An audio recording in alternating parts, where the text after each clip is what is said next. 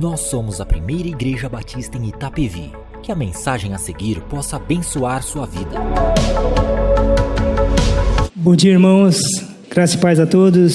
Louvamos a Deus por esta manhã maravilhosa que Ele tem nos concedido de estarmos na sua presença.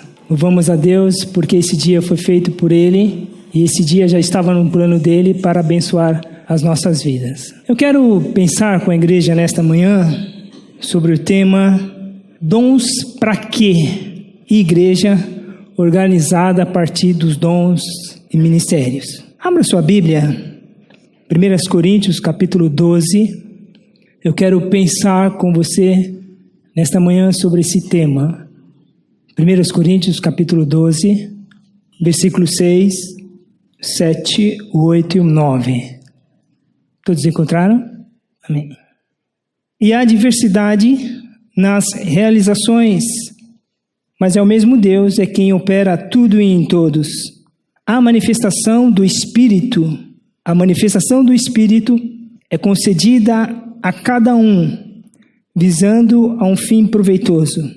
Porque a um é dado, mediante o Espírito, a palavra de sabedoria, e a outro, segundo o Espírito, a palavra do conhecimento, e a outro, no mesmo Espírito, a fé, e a outro, no mesmo Espírito, dons de curar. É proveitoso lembrar que esses capítulos 12, 13 e 14, antes de tudo, é um ponto crucial na discussão de Paulo a respeito do dom de línguas. Em 1 Coríntios capítulo 12, Paulo falou do modo geral sobre os dons espirituais e como eles são recebidos por Deus e ordenados na igreja. No capítulo 14, Paulo afirmou a inferioridade das línguas em relação à profecia e apresentou diretrizes para o exercício correto dos dons de línguas e de interpretação. Capítulo 12, capítulo 14, mas no capítulo 13, Paulo falou sobre a motivação correta para o uso dos dons, isto é, o amor. Em 1 Coríntios 13, no versículo 2, ele afirma a preeminência do amor. Ele afirma claramente que as línguas miraculosas, sem o amor, nada valem. Paulo, ele estava repreendendo os crentes de Coríntios por usarem os dons do Espírito de maneira egoísta, sem amor. Eles estavam mais interessados em inchar seu ego ou participar de uma experiência eufórica do que servir uns aos outros com um interesse altruísta, que é a característica do amor ágape. E nessa carta, nós iremos entender que, tanto na comunidade de Corinto, os problemas apresentados, e na história da igreja, o quanto é desastroso para a igreja quando ela ignora os dons do Espírito. A própria questão que se envolve dentro da comunidade de Corinto era a ignorância com relação aos dons espirituais.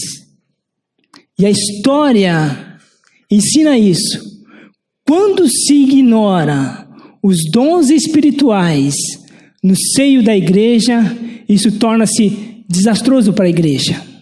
Pós-era apostólica, a igreja ela passou por profundas mudanças. E uma dessas mudanças é que a no século III, ela se tornou a religião oficial do Estado.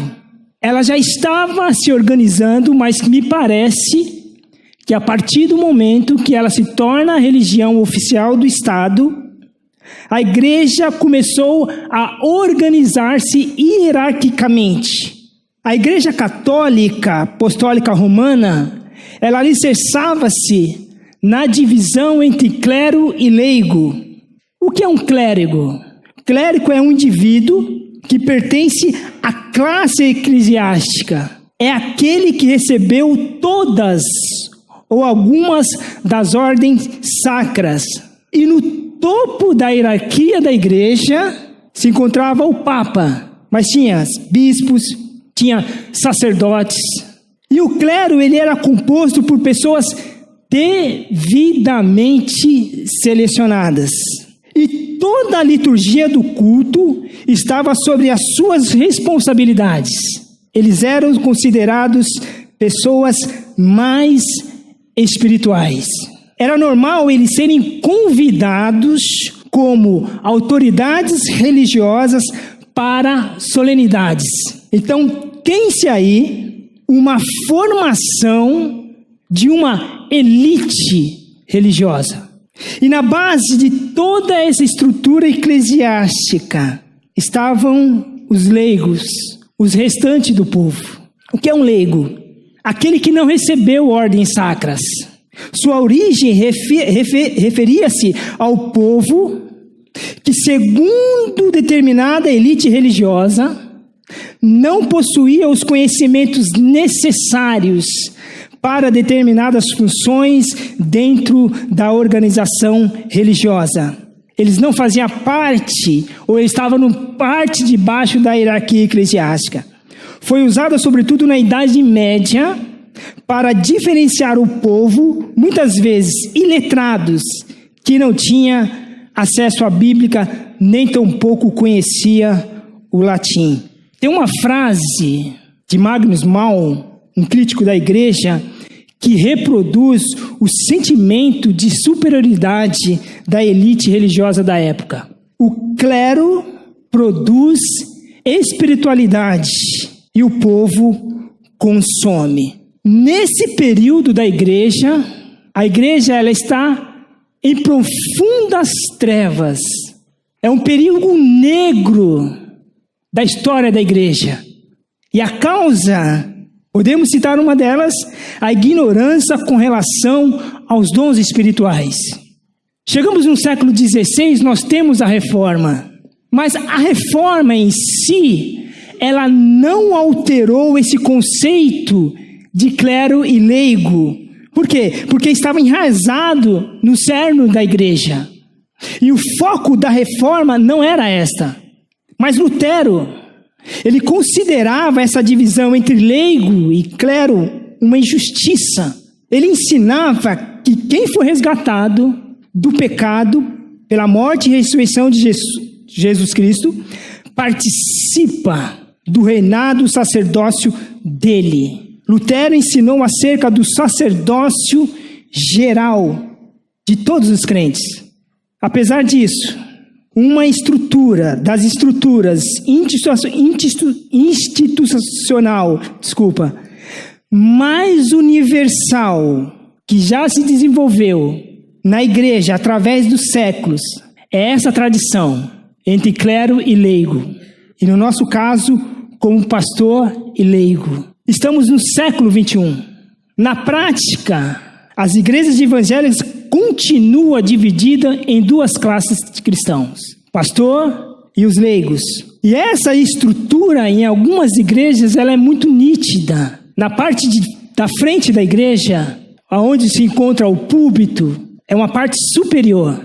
E nesse púlpito, em algumas igrejas, você vê algumas cadeiras de mogno, com estofados vermelhos, e no centro desse lugar tem uma cadeira maior, aonde se assenta o líder religioso. Nós não temos essa estrutura aqui. Nós não temos. Uau! Graças a Deus por isso. Então nós concluímos a reforma feita por Lutero. Todos aqui estão no mesmo nível. Apesar de não termos essa estrutura física aqui na nossa comunidade, nós carregamos no nosso subconsciente essa divisão entre clero e leigo, entre pastor e leigos. nós atribuímos ao pastor toda a responsabilidade, toda a demanda da igreja. Nós exigimos do nosso líder espiritual uma performance. Queremos resultados. Nós exigimos crescimento. Nós aguardamos a cada domingo uma palavra vinda do coração de Deus. Por quê? Porque eles são mais espirituais. Eles têm uma aura diferenciada. E é nítido em nós essa divisão entre pastor e leigos. Temos esse sentimento em nós. E a minha pergunta é bíblica a distinção entre cleros e leigos? A resposta: as palavras clero e leigos não aparecem na Bíblia. Todos os cristãos são chamados a exercer algum trabalho de ministério na igreja, mas tal ministério não é o mesmo para cada pessoa. O ministério de cada pessoa, de cada crente, é determinado em ampla medida pelos dons que recebeu. Paulo afirma claramente que o seu dom da graça de Deus, era como apóstolo, era pregar entre os gentios os evangelhos insondáveis da riqueza de Cristo, é manifestar a Cristo, os mistérios de Cristo entre os gentios. Esse era o ministério do apóstolo Paulo. Mas Filipe era evangelista, Ágabo era profeta. Nada tem escrito na Bíblia que ele era evangelista. Dorcas era notável pelas obras e esmolas que ela fazia, e foi assim que ela exerceu seu ministério. Nós temos Lídia de Filipos, que dirigia um grupo de oração e praticava hospitalidade. Silas era profeta, Febe uma diaconisa, e assim ao longo de toda a história da igreja primitiva. Nem todos eram os evangelistas, mas todos testemunhavam da graça de Deus. E cada um, na sua maneira, foi testemunha e participaram diretamente na edificação da igreja. Eu podia falar de tantos outros. Podia falar de Filemão, podia falar de Onésimo. Todos, diante do dom que receberam, participaram ativamente na edificação da igreja. A igreja toda é um povo, um conjunto de leigos, e todos os cristãos são ministros. Biblicamente, todos que se acham aqui hoje, presentes, são leigos. E cada um de nós é um ministro. E todos fomos chamados por Deus para exercer um ministério. E é através dos dons espirituais que a igreja ela é edificada. Deus distribuiu o dom gracioso da salvação, baseado na obra de Cristo, e é através do Espírito Santo que Ele distribui na igreja uma diversidade de dons. E esses dons servem para a edificação da igreja. Para que a igreja se mantenha viva, crescendo, é fundamental que ela seja organizada a partir dos dons de ministérios. O crescimento espiritual dos membros, o crescimento físico, a conversão de pessoas depende do exercício de todos os dons na comunidade. A edificação da igreja, ela é responsabilidade de todos. E é isso que Paulo nos ensina quando ele trata a respeito dos dons espirituais. Os coríntios consideravam alguns dons espirituais superior a outros, e eles tinham dado um valor excessivo ao dom de línguas. Eu não quero entrar nessa questão, mas muitos cristãos hoje geram enorme confusão no corpo de Cristo. Cristão em busca de experiências, de êxtases. Experiências estas, muitas vezes, que anulam a razão e que não têm base bíblica. Nós não podemos confundir gritos, Nós não podíamos confundir trejeitos, gestos desconectos com o real poder do Espírito Santo. E espiritualidade não implica em escândalo. Nós não vamos entrar nesse assunto por hora, mas numa outra ocasião nós podemos conversar a respeito disso. Os coríntios tinham a tendência de já gerar a importância do dom de falar em línguas. Esse, segundo eles, constituía a mais elevada forma de espiritualidade. E Paulo discorda completamente disso. Por isso que no capítulo 12, 13 e 14, ele responde a respeito disso. Primeiro, a natureza dos dons espirituais.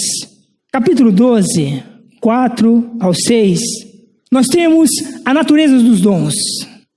Versículo 4.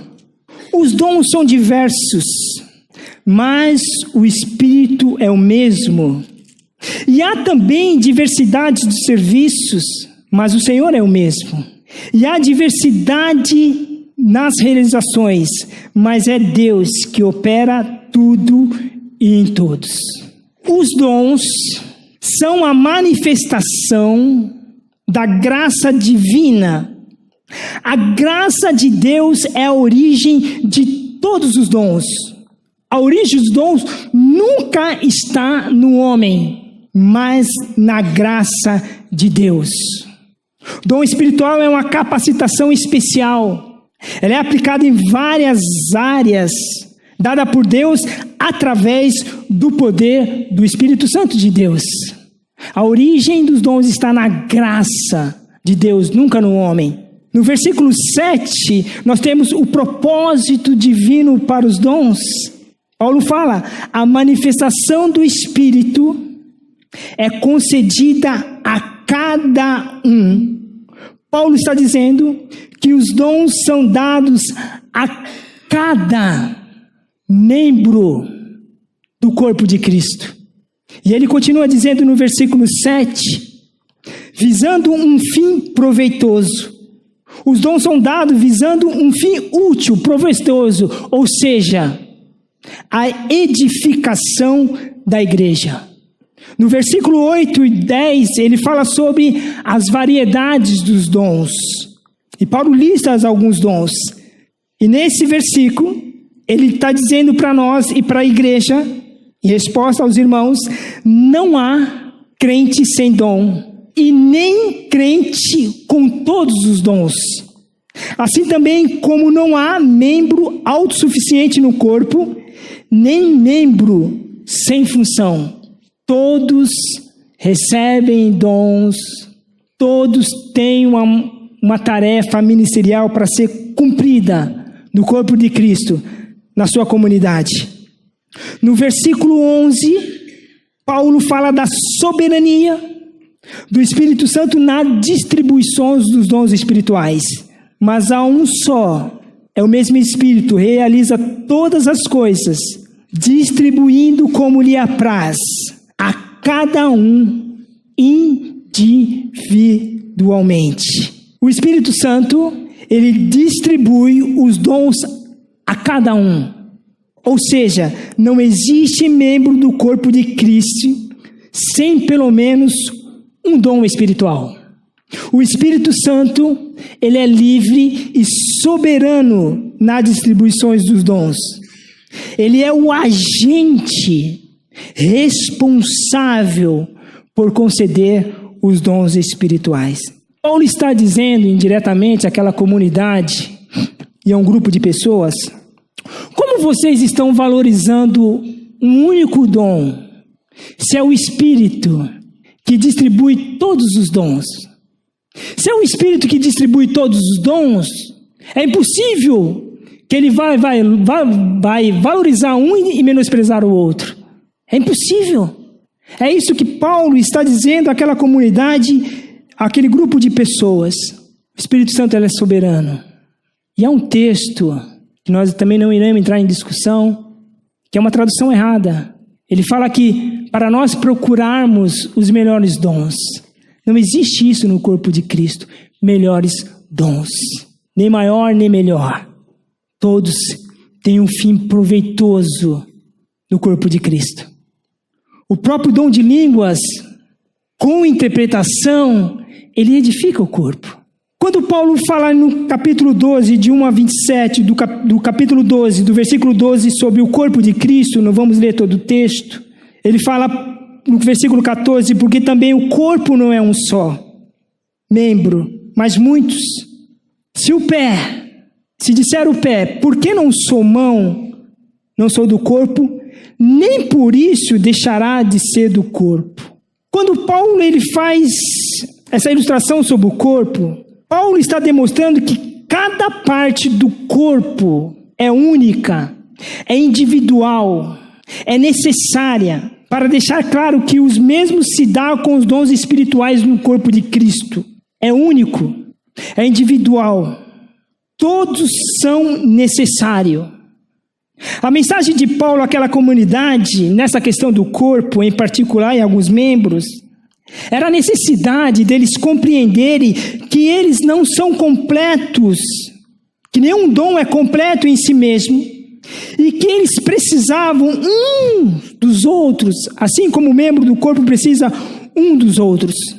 O corpo é uno, os membros são diversos, por isso eles precisam cooperar uns com os outros para o bem comum. Assim também é na igreja. Não somos autossuficientes. Ninguém aqui é autossuficiente. Todos dependemos um dos outros. É isso que Paulo estava dizendo àquela igreja. É isso que nós devemos compreender. Ninguém é autossuficiente. Precisamos um dos outros. No versículo 28, Paulo, ele faz uma menção de umas listas de dons espirituais. E é interessante isso, porque parece que Paulo está dizendo, quando nós olhamos, que existem alguns dons. Primeiro, quando ele fala em primeiro, segundo, vamos ler esse versículo 28. Parece que Paulo está falando de uma categoria de dons espirituais, mas não é isso. A uns estabeleceu Deus na igreja, primeiramente apóstolos,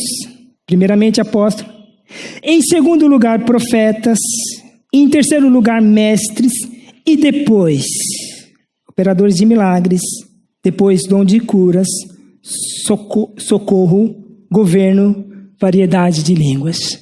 Parece que Paulo ele está criando uma categoria, mas não é isso. Quando Paulo faz menção dessas listas dos dons espirituais, em primeiro lugar, apóstolos, profetas e mestres, depois os demais dons, ele não está dispondo uma certa hierarquia dos dons espirituais. Ele simplesmente está fazendo uma distinção funcional. Por quê? Porque os dons de liderança, eles têm um objetivo. Se nós lermos, depois você pode ler Efésios capítulo 4, de 11 a 12, o objetivo dos dons de liderança é aperfeiçoar os santos para o desempenho do seu serviço.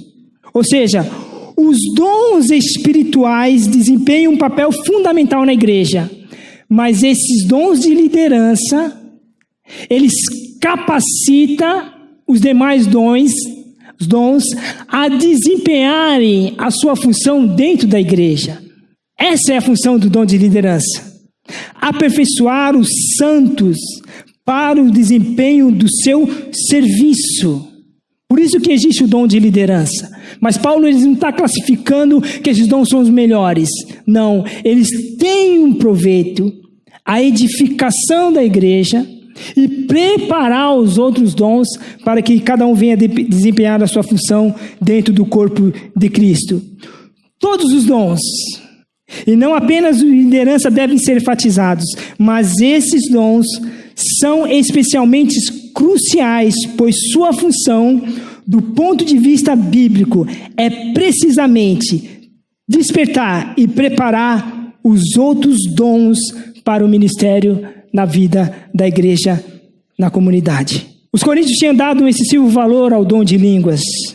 Os coríntios tinham tendência de exagerar a importância do dom de línguas e falar em línguas. Esse dom, segundo eles, constituía a mais elevada forma de espiritualidade, e Paulo discordava. E ele compara o dom de profecia com o dom de língua. e ressaltou que falar em línguas era limitado pela habilidade da congregação entender o que estava sendo dito. No entanto, de profecia, por outro lado, era inteligível. Todos tinham entendimento e servia para a edificação do corpo como todo. Quando Paulo fala isso, quando ele faz essa comparação do dom de profecia e o dom de línguas, Paulo cuidava para que os dons espirituais não fossem exercício no interesse do autodesenvolvimento ou alta exposição, e sim, cada um, no exercício do seu dom espirituais, pensasse na igreja como um todo. O dom espiritual não é para autodesenvolvimento, autopromoção, autoexposição. Os dons são dados para a edificação do corpo de Cristo. O que Paulo estava dizendo àquela comunidade, para nós, é que a natureza dos dons espirituais, a graça de Deus, temos que entender isso, é a origem de todo dom. A soberania do Espírito Santo na distribuição do dom, quando ele fala no versículo 11, é o Espírito Santo que distribui os dons a cada membro do corpo de Cristo. Quando ele trata da unidade da igreja, ele está falando na necessidade de compreendermos que não somos completos em nós mesmos e que precisamos um dos outros que fazem parte do membro do corpo de Cristo. Quando ele faz essa comparação entre o dom de profecia e de línguas, ele está dizendo para nós que não devemos exercer o nosso dom para autodesenvolvimento e autodisposição, para um benefício próprio, e sim para a edificação da igreja. O que nós entendemos através da história e da própria igreja de Corinto, que nós não devemos ignorar os dons espirituais. E que para que a igreja se mantenha viva, crescendo, é fundamental que ela seja organizada a partir dos dons dos ministérios.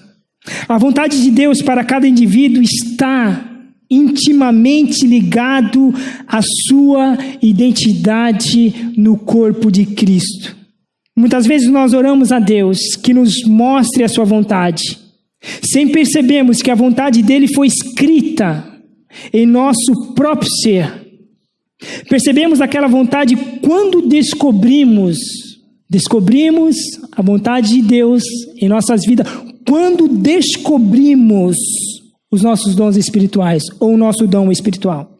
Quando nós exercemos o nosso dom espiritual, estando em Cristo, estando Cristo no centro das nossas vidas, nós experimentamos a boa, agradável, a perfeita vontade de Deus.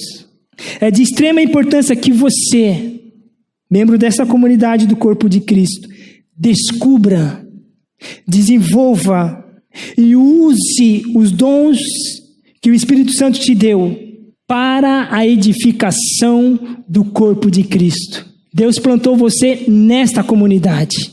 E é minha, é sua, é nossa responsabilidade a edificação do corpo de Cristo. E eu quero desafiar você nesta manhã. Um dos papéis da comunidade é ajudar seus membros na descoberta dos dons espirituais. E tem um slide que nós preparamos, que o pastor passou para mim. No dia 2 de setembro, nós teremos aqui na nossa igreja a Feira dos Ministérios. Nós temos 22 ministérios. Teremos 22 estandes. E cada estande vai estar uma pessoa falando a respeito, passando as informações a respeito do ministério.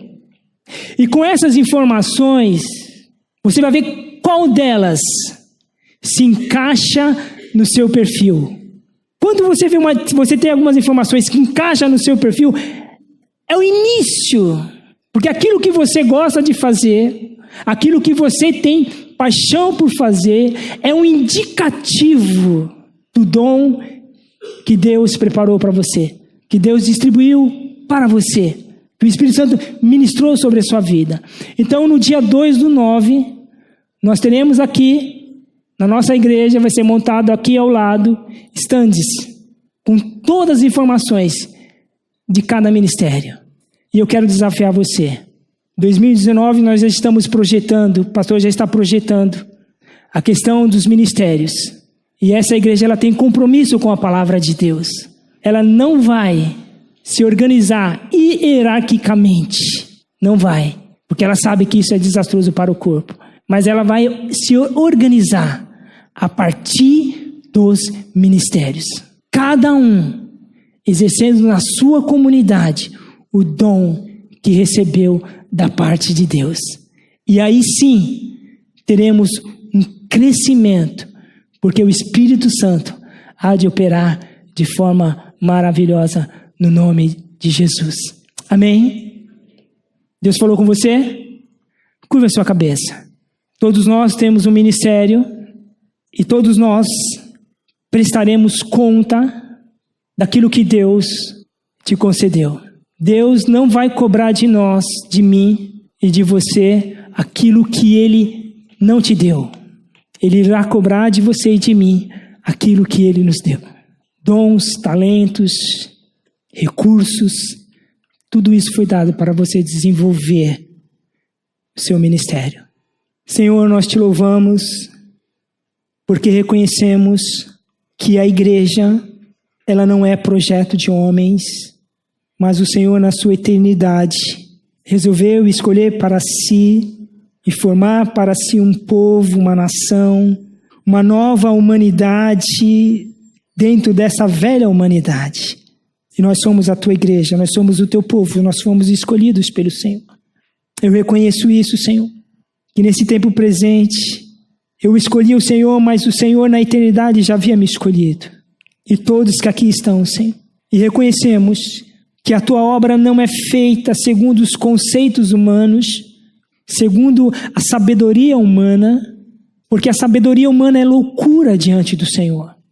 Mas a tua obra, a tua igreja é edificada por meio do poder, da capacidade que tu deu a cada um através dos dons para edificar a tua igreja, Senhor. Nós te louvamos porque o Senhor nos dá a nós uma oportunidade de cooperarmos com o Senhor nesse projeto, nesse tempo que chamamos hoje, e que, Senhor, meu Deus, o Pai, ultrapassará por toda a eternidade, mas nesse tempo, o Senhor nos escolheu para edificarmos a tua igreja. Obrigado por fazer parte desse grande projeto, Senhor. Obrigado pela vida do pastor Cornélio, Senhor, do qual o Senhor tem ministrado isso no coração dele. E eu estou certo de que muitos sentirão esse chamado da sua parte, ó Deus, para cooperar, para que a tua obra venha a ser edificada, para que a tua igreja seja edificada. E que essa igreja, sim, Senhor, venha se tornar um farol neste lugar. E que muitas vidas venham se render aos teus pés para a honra e a glória do Senhor. Obrigado, Deus. Eu oro agradecido no nome de Jesus. Amém. Esta foi mais uma mensagem especial da Primeira Igreja Batista em Itapevi. Que Deus te abençoe.